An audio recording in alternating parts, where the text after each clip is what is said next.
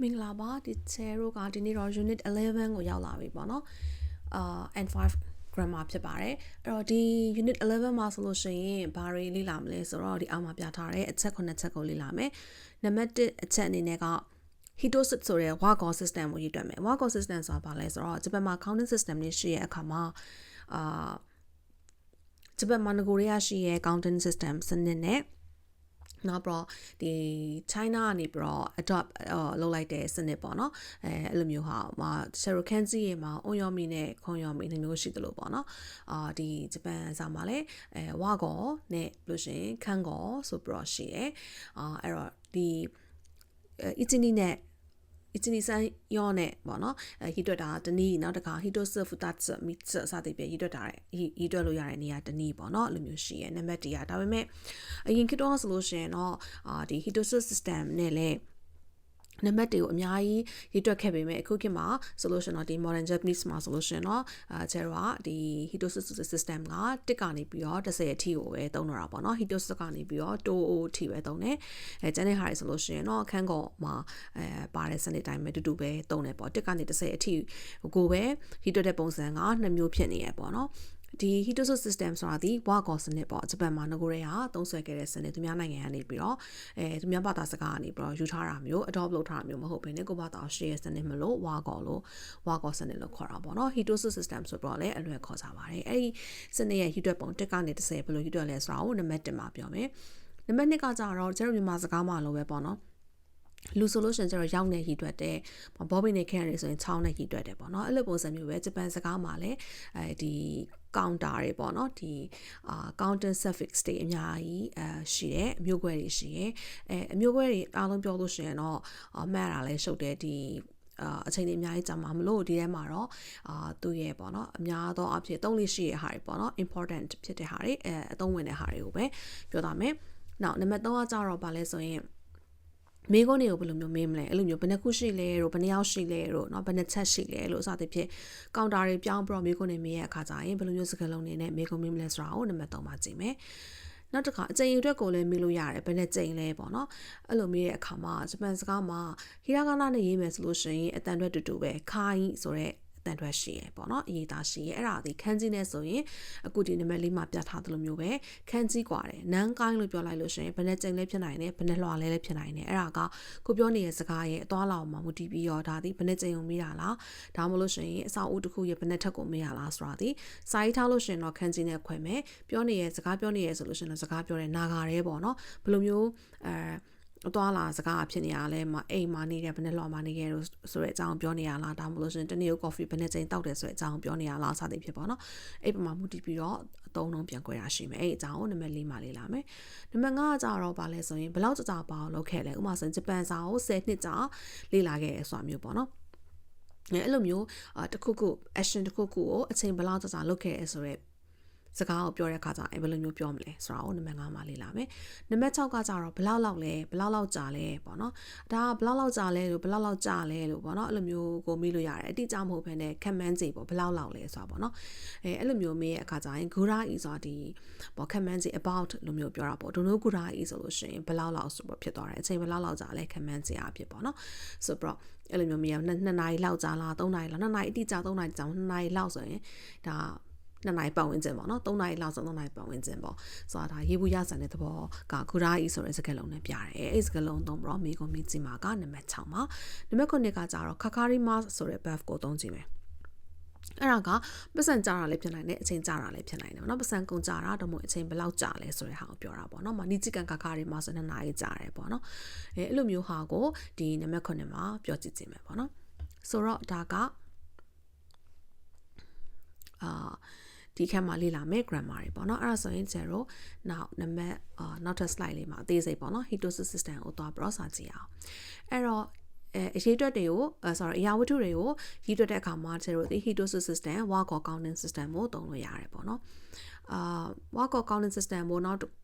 တစ်မျိုးဘယ်လိုခေါ်လဲဆိုလို့ရှိရင် ယာမာတိုနော်ကိုတိုဘာလို့လည်းခေါ်တယ်ဒါကတော့ဒီမှာဂျာမစလုံးပြောတော့ဘူးယာမာတိုဆိုတာအရင်တော့ဂျပန်နိုင်ငံကိုခေါ်တဲ့အသုံးအနှုန်းတစ်ခုပေါ့နော်ယာမာတိုနော်ကိုတိုဘာဆိုတာဒီဝါဆိုတာလေဒီကျတော့ဒီဝါဖူးလို့ပါတော့ sauce တွေဆိုဝါဖူး sauce ဆိုလို့ရှိရင် UR style sauce ပေါ့နော်နောက်တစ်ခါအမဲသားဆိုလို့ရှိရင်ဝါဂူးဆိုရင်ဒါဂျပန်နိုင်ငံထဲမှာမွေးထားတဲ့ဒီနွားကနေပြီးတော့ရတယ်မှာဟာပေါ့နော်အဲ့ဆိုဒီဝါဆိုလို့ရှိရင်ဒါဒီ traditional ကိုစားပြတာပေါ့လားအဲ့တော့ Hitosu system ဆိုဂျပန်ရဲ့ငကိုရိုးရာ accounting system အခုခေတ်မှာတော့ခုနကပြောခဲ့သလိုပဲ1ကနေ10အထိပဲသုံးတော့တယ်ပေါ့နော်အဲ့တော့1 2 3 4 5 6 9 10 9 10ဘယ်လို hit ရမလဲ hitotsu futatsu mitsu yotsu itsutsu mutsu nanatsu yatsu kokonotsu do ဆိုပြီးတော့ hit တယ်ပေါ့နော်အဲ့တော့ဒါကအကျဉ်းချင်းဖတ်ပြီးတော့လေ့ကျင့်ကြည့်ပေါ့နော်ဒါရည်တွက်တဲ့အခါကျရင်ဒီဟာလေးကအရန်သုံးဝင်တယ်ဥပမာဆိုရင်ကျတို့ခုနကပြောကောင်တာတွေရောက်တွေကောင်းတွေခုတွေမိနေရပေါ့ဆက်သွယ်ခြင်းတယ်ဘယ်လိုမျိုးပြောမလဲဆိုလို့ရှိရင်3ခုပေးပါ mitsu kudasai 5ခုပေးပါ itsusu kudasai လို့ပြောလို့ရတယ်တကယ်လို့လေဒီလိုမျိုးကောင်တာတွေမိနေခဲ့မယ်ဆိုရင် generally ပေါ့နော်ဒီလိုဟာလေးနဲ့သုံးလို့ရတယ်နောက်တစ်ခါတေချာအတိအကျရည်တွက်ပြီးတော့သုံးတော့မယ်ဆိုလို့ရှိရင်တော့လူတွေဆိုလို့ရှိရင်နင်းနဲ့ပထမဆုံးကနင်းပေါ့နော်အဲ့ဒီနင်းရတိုင်းမဲ့သူ့မှာ special counter service တွေရှိတယ်ဥပမာဆိုရင်1ယောက်2ယောက်ကိုတကယ်တော့နင်းနဲ့မသုံးလူ1ယောက်ပါ2ယောက်ပါပြောတဲ့အခါကျရင်ဒီအောက်မှာအသေးလေးရေးပေးထားသလိုပဲ font အသေးလေးကိုကြည့်လိုက်ပါဂျပန်လိုရေးထားတဲ့ဟာ hitori 1ယောက်ဆိုရင် hitori 2ယောက်ဆိုရင် futari လို့ပြောတယ်3ယောက်ကနေစပြီးတော့ဒီနင်းကိုသုံးတယ်ဆန်နင်းယောနင်းကော်နင်းစသည်ဖြင့်သုံးလို့ရတယ်နောက်ဒိုင်းကကြတော့စက်ကရိယာတွေကိုသုံးတာစက်ပစ္စည်းအကြီးတွေကိုလည်းဒိုင်းနဲ့သုံးတယ်ကားကိုလည်းဒိုင်းနဲ့သုံးတယ်ပေါ့နော်မြန်မာစာမှာဆိုရင်ကားတစ်စီးနှစ်စီးစပိန်တစ်စီးနှစ်စီးအတွက်တလို့မျိုးပေါ့ဒါပေမဲ့မြန်မာစာမှာစက်တွေကြတော့စီးနဲ့မြည်အတွက်ပြန်အောင်နော်ပေါ်မှာ TV ဆိုလို့ရှိရင် TV တစ်လုံးနှလုံးအဲ့လိုဖြစ်သွားတယ်နော်နောက်ဘယ်လိုလဲဆိုတော့အရင်တော့လာတဲ့ TV တွေကဒီအနောက်မှာလေခုံလေးနဲ့လုံးလေးဖြစ်နေရတယ်မျိုးကြောင့်လာတော့မသိဘူးเนาะ TV ဆိုရင်ကျတော့အလုံးနဲ့ပြောတယ်ကားကြတော့ဒဇင်းနဲ့စစ်စစ်ဖြစ်ပြောတယ်အဲ့တော့ဂျပန်စကားမှာကျတော့ဆက်နဲ့ပတ်သက်တဲ့ဟာတွေကသူကဒိုင်းနဲ့ပြောတယ် TV တွေကားတွေစပိန်တွေနောက်ဒီ mechanical နဲ့ပတ်သက်တဲ့နောက်တစ်ခါအိမ်မှာသုံးတဲ့ electronic appliances တွေဘာတွေလဲဆိုလို့ရေခဲတက်တာလိုမျိုးတွေပေါ့เนาะအဲ့လိုမျိုးတွေလည်းကျတော့ဒိုင်းနဲ့ပြောလို့ရတယ်ပေါ့နောက်တစ်ခါမားရကြတော့ခက်ပြပြအရာတွေဥပမာဆိုရင်ပကံချက်တွေစက်ကူတွေပေါ့နော်နောက်တစ်ခါရှက်အင်ဂျီပေါ့နော်ဒီအင်ဂျီဆိုလည်းပြပြပဲလေနော်အဲ့လိုမျိုးဟာတွေဆိုရင်မိုင်းနဲ့ပြောလို့ရတယ်နောက်တစ်ခါကားရကြတော့အချိန်ကြီးအတွက်ကတစ်ချက်နောက် slide တစ်ခုမှာလေအသေးစိတ်နည်းနည်းလေး example sentence လေးနဲ့ပြင်ပြထားတယ်ပေါ့နော်အသေးစိတ်ဆိုတာထက်အဲ့တော့အချိန်ကြီးအတွက်ကိုပြောတဲ့အခါမှာတနေ့ကို coffee ပဲနဲ့ချိန်တောက်လဲလို့ပေါ့နော်တစ်လကိုဘယ်နဲ့ကျင်ရုပ်ရှင်ကြည့်လဲဆိုတာမျိုးပေါ့နော်အဲ့လိုမျိုးတွေကကိုင်းလေးနဲ့သုံးတယ်နန်းကိုင်းပေါ့ဘယ်နဲ့ကျင်လဲဆိုရင်ပေါ့နော်နောက်တစ်ခါအတန်တွက်တူတယ်ဒါပေမဲ့ခန်းကြီးကွဲတာစလုံးလေးရှိရဲအဲ့ဒါကတော့ဗာလဲဆိုရင်ခိုင်းကကြတော့အလွှာတွေမှာတူပဲเนาะအတန်တွက်ကတူပဲသူကအလွှာတွေမှာသုံးတယ်အကျင်ရည်အတွက်ကိုသုံးတာနဲ့အလွှာတွေကိုသုံးတာနဲ့ဒီသုံးလုံးတော့နှစ်ခုရှိရပေါ့နော်ခန်းကြီးနောက်တစ်ခါခက်တဲ့အရာတွေကိုပြောလို့ရှိရင်မြန်မာစကားမှာဆိုဘယ်လိုပြောရမလဲတစ်ခုနှစ်ခုစသဖြင့်ပြောလို့မျိုးပေါ့နော်အဲ့လိုဆိုကိမို့နှစ်ခုလို့ပေါ့နော်ပန်းသီးနှလုံးတို့အဲ့လိုမျိုးပြောမယ်ဆိုလို့ရှိရင်ခိုးနဲ့သုံးလို့ရတယ်မြန်မာစကားကြတော့ခုတို့လုံးတို့အကုန်လုံးကရုံးတော့ TV မှာလည်းကျတော့ TV တစ်လုံးနှလုံးပြောတယ်ပန်းသီးကြလည်းလုံးဝနဲ့အရာနည်းနည်းလုံးဝနဲ့အရာတွေဆိုရင်ကျတော့လုံးနဲ့ပြောတယ်ပေါ့နော်ဒါပေမဲ့ဂျပန်စကားမှာမတူဘူးเนาะခုနဆက်တွေဆိုရင်ကျတော့ဒိုင်းနဲ့ပြောခဲ့ TV ဆိုရင်ဒိုင်းနဲ့ပဲသွားမှာเนาะဒါပေမဲ့ပန်းသီးကြတော့ကျတော့ပထမslide မှာတော့ကြည့်ခဲ့တယ် Hitosu Futatsu ဆိုတဲ့ system နဲ့ hit တွက်လို့ရှင်ရတယ်လို့ပဲဒီခိုနဲ့ hit တွက်လို့ရှင်ရတယ်ပေါ့เนาะနောက်ကိမုတ်တွေပါတယ်ဆိုရင်လေဒီခိုလေးနဲ့ hit တွက်လို့ရတယ်နောက်တစ်ခါဟွန်တော့မဟုတ်ပွန်ပေါ့เนาะဒါကတော့ရှေးလျားပင်တွေ့တာဥပမာဆိုရင်ခဲတယ်တို့ပလင်းတို့တူတို့ပေါ့เนาะအဲ့ဒါရွေးတွက်လို့ရတယ်အဲ့တော့သူကကြတော့ပွန်ကတစ်ခွက်ပါရှိလဲဆိုလို့ရှင်အတန်ကွဲတွေဥပမာဆိုရင်တစ်ချောင်းဆိုရင်ကျတော့အစ်ပွန်လို့ပြောတယ်ဒီပွန်လို့သုံးတယ်နှစ်ချောင်းကျရင်နိပွန်မဟုတ်တော့ဘဲနဲ့နိဟွန်ဖြစ်သွားတယ်ဒီအပေါ်ကပေါ့နော်ဒီအလုံးလေးပြုတ်သွားတယ်ပေါ့နော်ပွန်လေးပြုတ်သွားတာပေါ့နော်အဲ့တော့သူ့ဘာနဲ့ပြောလဲဆိုလို့ရှိရင်နိဟွန်လို့ပြောတယ်စမ်းကြတော့၃ချောင်းဆိုလို့ရှိရင်ကျတော့စမ်းဘွန်ဖြစ်သွားတယ်ပေါ့နော်၄ချောင်းဆိုလို့ရှင်ကြတော့တခါရောဟွန်ဖြစ်ပြန်အောင်အဲ့လိုမျိုးအတန်ကွဲတွေရှိရဲအဲ့လိုမျိုးပေါ့နော်အတန်ကွဲတွေအချက်ဒီခဲတဲ့နေရွေးတဲ့ဟာနဲ့ပတ်သက်တဲ့အတန်ကွဲတွေကကြတော့ဘယ်လိုရွေးတွက်လဲ1ကနေ10ထိအတန်တွေဘယ်လိုပြောင်းလဲဆိုတဲ့ဟာကိုနောက် page မှာချိန်ပြပြမယ်ပေါ့နော်။နောက် minute နဲ့အလိုပဲ font ဆိုရင်ပဲသူကလည်းပုံဖြစ်တဲ့နေရာရှိရပေါ့နော်။ဒါလည်းနောက် slide တစ်ခုမှကြည့်အောင်ပေါ့။နောက်နာရီကြတော့ကြည်ကန်ပေါ့နော်။တနာရီအချီကြည်ကန်ကြာချိန်ပေါ့နော်လား။တနာရီအချီကြည်ကန်ကြာတယ်2နာရီနီးကြည်ကန်ကြာတယ်3နာရီကြာတယ်ဆိုရင်စမ်းကြည်ကန်ကြာတယ်ပေါ့လို့ပြောတယ်။ နောက်နေ့ရက် day ဆိုလို့ရှိရင်နေ့ချေနဲ့ပြောတယ်ပေါ့နော်အဲ့ဒီမှာလဲတခုကွဲတာပါလဲဆိုလို့ရှိရင်မဒါလည်းနောက်ပိုင်းကျမှပြပြတော့မယ်လားအခုလောဆယ်တော့နေ့ရက်တည်းရဲ့ကောင်တာနေ့ချီနဲ့ရည်တွက်တယ်လို့ပဲမှတ်ထားလိုက်ပေါ့နော်မာသူ့မှာလည်းရှေ့ဥမာဆို2ရက်ကြာတယ်ဆိုရင်သူက food စကခခရီမတ်ပေါ့နော်2ရက်ကြာတယ်ဆိုရင် food စကလို့ပြောနီချီခခရီမတ်လို့ပြော food စကပေါ့နော်အဲ့လိုမျိုးပြောနောက်တစ်ခါရက်တစ်ပတ်မှာဆိုလို့ရှိရင်ရှူးကန်တဲ့ခြေလို့ပြောတယ်တကယ်လို့ဆောင်းဝဲဖြေရတစ်ပတ်ဖြေရမယ်ဆိုရင် issue ကန်ပေါ့နော် issue ကန်ခခရီမတ်ဆိုပေါ့နောက်တစ်ခါလာကြတော့ကာဂက်စ်နဲ့ပြောတယ်ကာဂက်စ်ဆိုရင်နန်ကာဂက်စ်ခခရီမတ်ကဘယ်နှလလောက်ကြာမလဲခေါ်ကာဂက်စ်ခခရီမတ်9လကြာပါမယ်ပေါ့နော်နောက်တစ်ခါနှစ်ဆိုလို့ရှိရင်နန်နဲ့ပြောတယ်နီနန်ကန်ခခရီမတ်2နှစ်ကြာပါမယ်ဆိုမျိုးပေါ့နော်အဲ့လိုမျိုးဒီလိုမျိုးသုံးနှုန်းနေရှိတယ်ဒါတွေကစကားပြောမှာနေစဉ်စကားပြောမှာလည်းအများကြီးသုံးရတဲ့ဟာပေါ့နော်မခက်တာဆိုလို့အဓိကပါလဲဆိုမျိုးသားပြစ်ကတက်မှာပြောင်းတယ်ကွာမှာရှူကန်ဆိုလို့ရှိရင်ကျတော့ ichi ရှူကန်လို့ပြောနေ issue ကန်လို့ပြောတာပေါ့ဟုတ်လားဒီလာဆိုလို့ရှိရင်လေ ichika gas လို့ပြောနေ eka gas ဆိုလို့ပြောတယ်ဒါပေမဲ့နင်းကြတော့တင်းနဲ့နဲ့မှာဟီတိုတွေဖူတာတွေသူကရှိသွားပြန်ကျန်တဲ့ဟာတွေကတော့ဆန်နင်းတော့နင်းဆက်လာရုံပဲဒိုင်းရလွယ်တယ်ဒိုင်းရနော်နီတိုင်းစန်တိုင်းယွန်တိုင်းစသည်ဖြင့်အီချီတိုင်းနီတိုင်းစန်တိုင်းယွန်တိုင်းစသည်ဖြင့်ပြောင်းလဲသိမ့်မရှိဘူးဒိုင်းတို့မိုင်းတို့ခိုင်းလဲခိုင်းရတက်မှာဆိုပြောင်းနေအကိုင်းပေါ့နော်အီချီကိုင်းလို့မပြောဘူးအကိုင်းလို့ပြောတယ်ပေါ့တကယ်လို့ဒါတွေနဲ့ပတ်သက်တဲ့ပေါ့နော်တခုချင်းစီကိုဘယ်လိုမျိုးအတန်တွေပြောင်းလဲဆိုတာဟာကိုလိုချင်လို့ရှိရင်ချက်စီမှာလာတောင်းမှာ Messenger မှာလည်းတောင်းလို့ရပါတယ် YouTube comment မှာလည်းရေးထားပြီးလို့ရှိရင်ပို့ပေးမယ်ပေါ့နော်comment မှာဖြစ်ဖြစ်ဓာတ်ပုံလေးတွေဒီချက်တင်ပေးမယ်ဒီတခုချင်းစီရဲ့ပေါ့နော်အသေးစိတ်ကြီးတွက်ပုံသိချင်တဲ့စိတ်ပြောပါဒီဗီဒီယိုမှာတော့အရင်ကြီးကြာတော့မှာဆိုလို့ဒီလိုမျိုးကွဲပြားတဲ့အတန်အတွက်နေရာလေးတွေရှိရယ်မြောက်တော့ဖြစ်ကတော့ဒီနင်းတို့ပါဆိုအခုရေးပေးထားတဲ့အတိုင်းပဲထိတ်ဆုံးလေး1နှစ်နေရာလောက်ပဲကွဲတယ်ဒိုင်းနေမိုင်းနေခိုင်းနေရတဲ့ပြောင်းလဲခြင်းမရှိဘူးခိုးလေးပြောင်းလဲခြင်းမရှိမှာ1နေရာမှာတော့ပြောင်းတယ်ပေါ့နော် echo ဖြစ်မယ်သူကမြောက်တော့ဖြစ်1မှာဆိုလို့ရှိရင် ichiko လို့ပြောတဲ့ echo เนาะichi shukan လို့ပြောတဲ့ issue kan အဲ့လိုပြောတာရှိရဒါပေမဲ့1တိုင်းပဲဒါကြတော့ ichi kan လို့ပြော ichi kan လို့ပြောတယ်ပေါ့နော်ဒါပေမဲ့ phone ကြတဲ့ခါကျ it ပုံဖြစ်သွားပြန်တော့ပေါ့နော်ဒီ minute နဲ့ဒီရှေ့လျားပိတ်သွားတဲ့ဟာပေါ့အတန်အတွက်လည်းဆင်တယ်လို့မျိုးပြောင်းတဲ့နေရာတွေကလည်းများတယ်မြောင်းတော့ဖြစ်က13680ပေါ့အဲ့နေရာတွေမှာအတန်ပြောင်းတတ်တယ်13680ပေါ့နော်ဆိုတော့ဒီရှင်းလျားပိတ်သွားတဲ့ဟာလေးဘယ်လိုမျိုးပြောင်းလဲဆိုတာကို example တွေမှာထည့်ထားတယ်ရေးတွက်တဲ့အခါမှာအတန်ပြောင်းတဲ့နေရာတွေရှိခဲ့တယ်13680မှာအတန်ပြောင်းတယ်ကျဒီဟာလေးက home ပေါ့ပုံမှန် generally base ပေါ့နော် base က home ပေါ့အဲ့ဒါဆိုတစ်ချောင်းဆိုပြီးတော့တဲ့အခါကျရင် it ပုံဖြစ်သွားတယ်နှစ်ချောင်းဆိုရင် ni hon သုံးချောင်းဆိုရင် sam bon နော်လေးချောင်းဆိုရင် yon hon ငါးချောင်းဆိုရင် go hon နော်6ချောင်းဆိုရင်မှာ6နေရာမှာရောက်သွားပြီနော်6နေရာမှာအတန်ပြောင်းမယ် rob bon နော်ခုနှစ်ချောင်းဆိုလို့ရှိရင်ရှစ်ချီဟွန်လည်းရတယ်နောက်ဟွန်လည်းရတယ်ရှစ်ချောင်းဆိုရင်ဟာချီဟွန်လည်းရတယ်ဟပ်ပွန်လည်းရတယ်သူကနော်ကိုချောင်းဆိုရင်8နေရာမှာပေါ့ဟာလားအတန်ပြောင်းနေဆိုရင်ဟပ်ပွန်ချာတော့ဟပ်ပွန်လို့ပြောတာကြိုက်ပါတယ်ဟာချီဟွန်လို့သိမပြောဘူးအဲ့ကိုချောင်းဆိုလို့ရှိရင်ကြတော့ Q ဟွန်10ချောင်းဆိုလို့ရှိရင်ကြတော့ဂျပွန်ပေါ့နော်ဆိုပြီးတော့ပြောကြတယ်ပေါ့နော်အဲ့တော့ဘာဖြစ်လို့ပေါ့နော်ဒီလိုမျိုးခုနှစ်မှာဘာဖြစ်လို့အတန်ပြောင်းလဲပေါ့နော်နောက်တစ်ခါကိုကဘာဖြစ်လို့ Q လဲခုမဟုတ်လားပေါ့နော်နောက်လေးကဒီမှာရုံးဟွန်လို့သုံးထားတယ်အကျုံနေရာတွေမှာKango system မှာ1နှစ်3နှစ်ရွေးတဲ့ခါကျရင် ichini san နဲ့တွားတဲ့ခါကျလို့ရှိရင်လေ4နှစ်ရောက်လို့ရှိရင် ichini san ရှိလဲရတယ် ichini san ယွန်းလဲရတယ်ရှိလဲရတယ်ယွန်းလဲရတယ်ဘာဖြစ်လို့လဲပေါ့နော်ဆိုတော့ပြောလို့ရှိရင်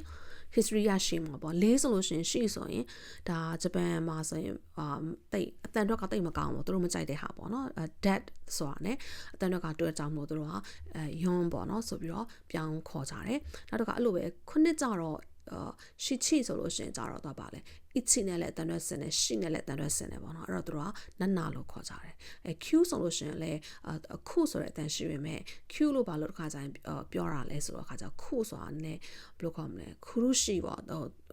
့အရင်ပင်မန်းစင်းရတယ်ပေါ့နော်ဆိုတော့အတန်တော့နဲ့တော့တိတ်မကြိုက်ကြအောင်အခုဆိုတဲ့အတန်လည်းတော့ Q ဆိုပြီးပြောကြတာပေါ့နော်ဆိုတော့ history မှာအများကြီးအရှိရှိရပါဇက်ကြောင်းဟာဒီ modern system မှာဆိုတော့အတန်တွေတရားအဲ့လိုမျိုးနှစ်မျိုးတွေဖြစ်နေဆိုတဲ့ဟာပေါ့နော်အဲ့နေရာတွေကအတန်သစ်တွေရှိရောနောက်ပိုင်းကျရင်ကျတော့မှတ်မယ်ဆိုလို့ရှိရင်အတန်သစ်နဲ့ပဲမှတ်လို့ရှိရင်လည်းရတယ်ပေါ့နော်တကယ်တမ်းကျတော့နောက် minute တွေဆိုလို့ရှိရင်13680မှာအတန်တွေပြောင်းတယ်1ပွန်2ပွန်3မှာပြောင်းတယ်နော်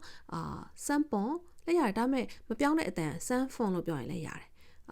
်ဒီမှာကျတော့လေးမှလည်းအဲ့လိုပဲအတန်တကယ်တော့လေးကပြောင်းလေးရှိအတန်ထဲမှာတော့မပါအောင်ဒါပေမဲ့သူဒီမှာအတန်ပြောင်းတယ်ရုံးပွန်ဒါပေမဲ့မပြောင်းချင်ဘူး phone နဲ့ပြောမယ်ဆိုရင်လည်းရတယ်ရုံး phone လို့ပြောရင်လည်းပြောရလို့ပြောတယ်နော် golf phone rock phone nana phone ရှိချီ phone တို့သူချီလည်းမဟုတ်ပါနော် okay နောက်က hot phone hachi phone q phone ju phone ပေါ့နော်ဆိုပြီးတော့အတန်တွေတချို့နေရာတွေမှာအတန်ပြောင်းတာကြောင့်မလို့ပုံဖြစ်သွားတဲ့နေရာရှိရဲငကို phone ပဲသုံးတဲ့နေရာရှိရဲပုံများသောအားဖြင့်က13680မှာအတန်ပြောင်းတယ်အဲ့လိုလေးမှတ်ထားပါနော်H မှာကျတော့ example sentence တွေကိုကြည့်ကြတာပေါ့နော်ပထမဆုံး example ကမိကန်ရတ်စခုတာဆိုင်ဆိုတော့လိမ္မော်တီရှစ်လုံးပေးပါရတယ်နော်နောက်တစ်ခါရဲစိုးကိုနီရင်းကောကဂေါကိုအားတွေမှာဆိုတော့ရေခဲတက်တာထဲမှာပန်းသီး9လုံးရှိရဲတဲ့နော်နောက်ဂေါ်ကျူအန်နော်ခိတဲ့ကိုဂေါ်မိုင်းခိုင်မတ်တ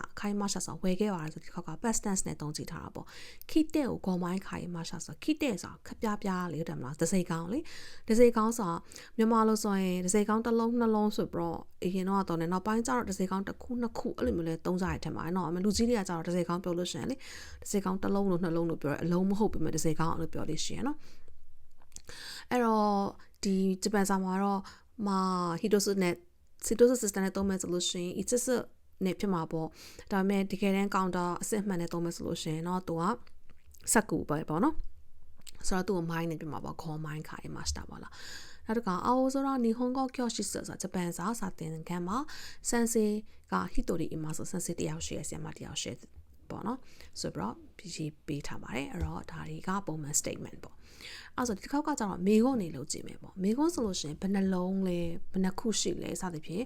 မေးတဲ့အခါကျလို့ရှိရင် Hitosu system ကိုကျတော့သုံးမယ်ဆိုလို့ရှိရင် ikutsu နဲ့ပြောလို့ရတယ်ဆိုတော့လိမ္မော်တိဘယ်နှလုံးရှိလဲဆိုတဲ့ဟာကိုHitosu system နဲ့ခုနကတော့ Wago counting system နဲ့ကျပြောမယ်ဆိုရင်မိကန်က ikutsu အရီမတ်စကလို့ဆိုပြီးတော့ ikutsu ဆိုတဲ့အသုံးနှုန်းလေးပေါ့နော်အဲ့ဒါလေးနဲ့ဘယ်နှခုလဲဆိုတဲ့ဟာကိုမေးလို့ရတယ်ဘယ်နှလုံးလဲပေါ့နော်နောက်ကဒါရဲစိုးကိုနော်ရဲစိုးကိုနေရင်းကောနန်းကိုအားတွေမှာစကားတကယ်လို့သူ့ရဲ့ counting system အတိအကျနဲ့သုံးမယ်ခိုးနဲ့သုံးမယ်အသီးနှံနေဆိုရင်ကျတော့ခိုးနဲ့သုံးလို့ရတယ်အဲ့ဒါဆိုလို့ရှိရင်တော့နန်းကိုအားတွေမှာစကားလို့သုံးရရတယ်တကယ်လို့ဒါကို hitosis နဲ့ပြောမယ်ဆိုရင်ကျတော့ရင်းကောနန်းနော်ရင်းကော ikutsu အားတွေမှာစကားလို့အပေါ်မှာတော့လို့ပြောလို့ရှိရင်လည်းရတယ်ပေါ်ဟာကိုလည်းအဲ့လိုပဲ vice versa ပေါ့နော်ပြန်လည်အားဖြင့်မိကန်ကနန်းကိုအားတွေမှာစကားလို့ပြောရင်လည်းရတယ်နောက်စားကြောင့်ခိတဲ့ကိုနန်းမိုင်းခိုင်မာစတာက30ကောင်ဘယ်နှလုံးဝယ်ခဲ့လဲစေကောင်ဘယ်နှခုဝယ်ခဲ့လဲပေါ့နော်အာရိုဆို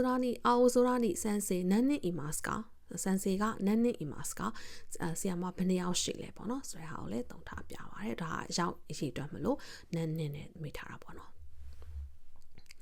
အဲ့တော့ဆန်စေကဆိုတော့က particle လေးထည့်လို့ရှင်ရတယ်နော်ဒီဟာလေးနောက်တစ်ခါfrequency and floor ပေါ့နော်အကျဉ်းရေးအတွက်နဲ့အထက်လွှာဆိုတဲ့ဟာအကျဉ်းရေးအတွက်နဲ့ပြောမယ်一日ကိုဟီနန်ကိုင်းနော်မီမတ်စကနန်ကိုင်းနော်နန်ကိုင်းဒါကိုဟီလို့ပါစပါတယ်နော်ကိုဟီ一日ပါဒါလေးက一日ကိုဟီနန်ကိုင်းနော်မီမတ်စကတနေ့ကို coffee ဘယ်နှစ်ချိန်တောက်လဲနီကိုင်းနော်မီမတ်နှစ်ချိန်တောက်ပါတယ်ဒီတစ်ခေါက်ကတခြားနန်ကိုင်းအလွှာဆိုတဲ့ဟာနဲ့သုံးကြည့်မယ် why ဥဒီပါဝါနန်ကိုင်းတက်စကဆိုဝိုင်ရောင်းဌာနမှာ shopping center သွားတယ်ဘယ်နှလှော်မှရှိလဲဝိုင်ဌာနအဲ့လိုမျိုးမရပါတော့ဝိုင်ရောင်းတဲ့နေရာဘယ်နှလှော်မှရှိရလဲနီကိုင်းတက်စ်နှလှော်မှရှိပါတယ်နောက်ဘလောက်တာပါကိုလုပ်ခဲ့ရဲဆိုတဲ့စာကြောင်းပြောနေကိုကြည့်မယ်ဘာသာစကားသင်တန်းမှာတဲ့ဂျပန်စာကိုလေးနှစ်လေ့လာခဲ့တယ်ဒါနေရာကိုပြတယ်နေရာပြပုတ်ကလေးကဘာလေးနဲ့တုံးခဲ့လဲအရှိမတော်ရှေ့ chapter တွေမှာတော့ကျတော့သိခဲ့တယ်ဒဲလေးနဲ့တုံးတယ်เนาะဘာသာစကားသင်တန်းဆိုဒီမှာကျတော့ခိုတိုဘာဂကိုလို့အလွယ်တုံးထားတယ်ခိုတိုဘာဂကိုတဲ့ဘာကိုလဲနီဟွန်ဂိုကိုယောနန်ကန်ဘန်ကျော်ရှိမစတာเนาะလေးနှစ်ကြာလေ့လာခဲ့တယ်နောက်က ABC ခိုင်းရှာတဲ့ဂျူနန်ကန်ဟာတာရာကီမစတာအဲ့တော့ဘာရှောကဘယ်နေရာမှာလဲ place က ABC ခိုင်းရှာနေရာပြပုတ်ဒဲကိုတုံးမယ်10နှစ်ဆိုတော့ဂျူနန်ပေါ့10နှစ်ကြာဆိုတော့ဂျူနန်ခံလေးဆိုတာ duration ကိုပြရတယ်ပေါ့နော်အလုပ်လုပ်တယ်ဆိုတဲ့ verb ကဟာတာရာခုသူ့ကိုpresent tense mask နဲ့ပြောမယ်ဆိုရင် polite form နဲ့ပြောမယ်ဆိုရင် hataraki masu past tense နဲ့ပြောမယ်ဆိုရင် hataraki mashita ဖြစ်သွားတယ်အဲ့တော့ ABC ခိုင်းရှာတဲ့ဂျူနန်ကန် hataraki mashita ဆိုရမယ်ကိုရီးယားကိုနှစ်ပတ်ကြာခရီးသွားမယ်အဲ့တော့ဒါဒီ duration ကိုပြမယ်ဆိုရင်ကျတော့ A လေးနဲ့သုံးလို့ရတယ်ခန်းကိုကူရဲ့ကိုရီးယားခန်းကိုကူပေါ့နော်ခန်းကိုကူရဲ့နှစ်ပတ်ဆိုတော့ nishukan ယောကိုရှိမစနော်ခရီးသွားမယ်ဒိုနိုကိုရိုင်းနီဟွန်ကိုဘန်ကျော်ရှိမစတာကဘလောက်ကြာဂျပန်စကားကိုလေ့လာခဲ့လဲဆိုတာကိုကြတော့ဒိုနိုကူရာအေးလေးနဲ့သုံးလို့ရတယ်ပေါ့နော် ဒါကတော့မေးခွန်းဖြစ်သွားမှာပေါ့အောက်ဆုံးကြောင်းလေးရနော်ဒါဆိုရင်နောက်တစ်ခါခါခါရီမတ်ဆိုတဲ့သုံးလုံးကြည့်မယ်ခါခါရီမတ်ကအချိန်လေးကြာလည်းရတယ်ပတ်စံကုန်ကြတာလည်းရတယ်ဒီနေရာမှာတော့ကျွန်တော်အချိန်ကြာတဲ့ဟာကိုပြောမယ်ပေါ့နော်။နာရီကြာလည်းဖြစ်နိုင်တယ်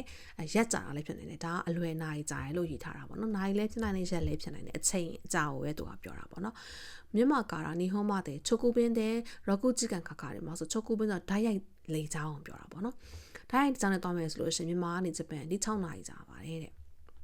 9နိုင်ခွဲလောက်ပဲကြာမှာထင်တယ်နော်6နိုင်လို့တစ်ချက်ဒီမှာရေးထားလိုက်တယ်တိုကျိုကတော့အိုဆာကာမှာတဲ့လုံနိုဂရိုင်ခါခါရီမတ်ကတိုကျိုကနေအိုဆာကာထိကိုဘယ်လောက်ကြာလဲတဲ့အဲ့တော့ရှင်ကန်ဆန်တဲ့နီဂျီကန်ခါခါရီမတ်ဆိုဟုတ်လားနောက်ဟိုရောက်အထိရောက်နီဂျီကန်ထင်တယ်နော်အိုဆာကာထိသွားရင်စမ်းဂျီကန်ကြာတယ်နော်ဒါ3နိုင်ဖြစ်ရမှာထားပါတော့လေ grammar pattern ပြတာဆိုရှင်ကန်ဆန်တဲ့ဂျီဆန်ရထားနေဆိုရင်နီဂျီကန်ခါခါရီမတ်ဆို2နာရီကြာပါတယ်တဲ့နောက်တစ်ခါနောက်ဆုံးပေါ့နော်ဒီ unit 11ရဲ့နောက်ဆုံး grammar လေးကတော့ဒါခဲဆိုတဲ့3တော့ only ကိုပြောတာပါတနေ့ကိုတစ်ခေါက်ပဲ coffee တောက်တယ်ဆိုရင်一回だけကိုဟီယိုနော်မြင်ပါဆိုနောက်တစ်ခါ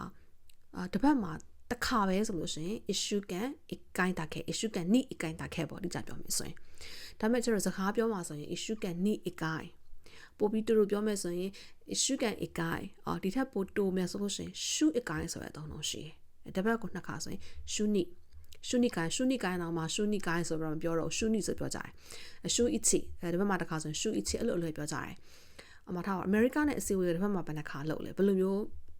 frequency နဲ့လုပ်လဲပေါ့နော်အဲ့ဒါဆိုရင်ရှုအချီဆိုရင်အဲ့ဒါတစ်ပတ်ကိုတစ်ခါလုပ်တယ်ဒါပေမဲ့ဒီမှာကျတော့အသုံးနှုန်းကိုgrammar သုံးနှုန်းလေးပြပြလေးသုံးကြည့်မယ်ဆိုရင်တော့ issue ကနေ一回ပေါ့နော်ဆိုရှည်ရေးထားတာပေါ့ issue ကနေ一回တာခဲ့ခါနေနေအာရီမဆိုတပတ်မှာသူနဲ့တစ်ခါပဲတွေ့ရတယ်နော်ယာစုမီဝါနီချီယောပီတာခဲ့တဲ့ဆိုကျွန်တော်ရက်တည်းကအလုပ်သွားရတယ်တနင်္ဂနွေနေ့ပဲရုံးပိတ်တယ်အဲ့တော့ယာစုမီဝါနီချီယောပီတာခဲ့တဲ့ပိတ်ရကတနင်္ဂနွေနေ့ပဲရတယ်တနည်းအားဖြင့်တနင်္ဂနွေနေ့ပဲရုံးပိတ်တယ်ဆိုတဲ့အသုံးလုံးပါဒါဆိုရင်ပြန်ပြီးတော့ summarize လုပ်ကြည့်မယ် summarize လုပ်မယ်ဆိုရင်တော့ပထမဆုံး slide ကိုပဲချက်ပြန်သွားလိုက်မယ်ပေါ့နော်အဲ့တော့ဒီ video မှာကျတော့ဘာတွေရခဲ့လဲဆိုရင် Hitosu system ဆိုတာရှိပါလားအဲ့တော့ဂျပန်မှာ counting system နှစ်ခုရှိပါလားအခုသုံးတာကဒီ Wagos နဲ့ဆိုလို့ရှိရင် Hitosu က1ကနေ10အထိဒီတွက်လို့ရပါလားပေါ့နော် Hitosu ကနေ2အထိပဲဒီတွက်လို့ရတယ်ဆိုတာကျွန်တော်သိပါတယ်နောက်ဂျပန်ဆောင်မှာ counter တွေအများကြီးရှိဆိုတာကျွန်တော်သိလိုက်ရတယ်အဲ့တော့ counter တွေအများကြီးရှိလို့မှတ်လို့မကုန်ဘူးအဲ့တော့ဘယ်လိုခေါ်3လေးရှိဟာတွေပဲမှတ်မယ်ဆိုတာကိုဒီဗီဒီယိုထဲမှာပြောထားတယ်3လေးရှိဟာတွေအများစုသုံးတဲ့ဟာတွေကိုထုတ်ပြထားတယ်ပေါ့နော်အဲ့ဒီမှာတစ်ခုချင်းစီမှာဥမာဒီထဲမှာဆိုအဓိကပြောသွားတာအချောင်းရည်အတွက်နဲ့ minute နဲ့ပေါ့နော်ဒါအတန်ခွဲတွေများလို့အဲ့လိုအတန်ခွဲတွေကကွက်တက်တာဘယ်ညာမှာကွက်လဲဆိုရင်13680အဲ့ညာတွေမှာအတန်တွေကကွက်တက်ပါလားအဲ့ညာတွေမှာဘယ်လိုတွေကွက်လဲဆိုတာကိုအတန်ပြင်းသွားတဲ့နေရာရှိတယ်အတန်ပြော့သွားတဲ့နေရာရှိတယ်ပေါ့နော်အဲ့ဒါလေးတွေကိုသတိထားရမယ်ဆိုတဲ့ဟာကိုကျွန်တော်သိပါတယ်နောက်တစ်ခါHitosu system နဲ့ဘယ်နှခုလဲဘယ်နှလုံးလဲစသဖြင့်မေးစင်လို့ရှင်မေးခွန်းမေးမယ်ဆိုရင် equal ကိုသုံးတယ် counter နဲ့ဒီကြောင့်မေးမယ်ဆိုလို့ရှင်တော့ရောက်ဆိုလို့ရှင် nan နဲ့ chat ဆိုရင် nan mai ပေါ့နော်ခုဆိုရင် nan ko စသဖြင့်သုံးလုံးတွေကိုပြောင်းပြီးမေးမယ်ဆိုတော့ကျွန်တော်သိရယ်နောက်တစ်ခါဘယ်နှလွှာလဲဘယ်နှကြိမ်လဲဆိုတဲ့ဟာမြန်မာစာမှာဆိုရင်လုံးဝကွာပေမဲ့ဂျပန်စာမှာဆိုရင်တန်ထွက်တူနေတယ်တူနေတော့လဲခန်းစီအရာတော့ကွာခြားရဲဆိုတော့သိရမယ်ဘယ်လောက်ကြာပေါင်းလုပ်ခဲ့ရဲဆိုတာပြောလို့ရှင်ပေါ့နော်အမဆိုရင်နှစ်ပတ်ကြာဆိုရင်နှစ်ပတ်ကြာဘန်ကျော်လုပ်ခဲ့တယ်စာလုပ်ခဲ့တယ်ဆိုရင်နီရှုကန်ဘန်ကျော်ရှိမစတာဆိုတာမျိုးပေါ့နော်အဲ့လိုမျိုးသုံးတယ်နောက်တစ်ခါဘလောက်ကြာလုပ်ချင်တာလဲလုပ်တာလဲလုပ်ခဲ့တာလဲဆိုတဲ့ဟာကိုမိကုံးလေးမိမယ်ဆိုရင်တော့ဒိုနိုကူရာအင်းနဲ့သုံးပြီးတော့မေးလို့ရတယ်နောက်တစ်ခါအချိန်ဘလောက်ကြာရဲဆိုတာပြောဖို့အတွက်ကခခါရီမာဆိုတဲ့ verb ကိုသုံးလို့ရတယ်နောက်တစ်ခါဒီမှာရေးထားပေမဲ့နောက်ဆုံးလေးမှာပေါ့နော်ဥမာကဲပေါ့အပိုလေးချက်ပေးလိုက်တာပါလဲဆိုရင်ဒါခဲဆိုတဲ့အသုံးနှုန်းလေးအဲ့ဒါဒီ only ဆိုတဲ့အသုံးနှုန်းဖြစ်ပါတယ်ပေါ့နော်ဆိုတာကိုပြောခဲ့ပါတယ်ဒါဆိုရင် unit 11ဒီလောက်ပါပဲနောက်ထပ် unit တွေမှာဆက်ပြီးတော့ဂျပန်စာတူတူဆက်လေ့လာရအောင်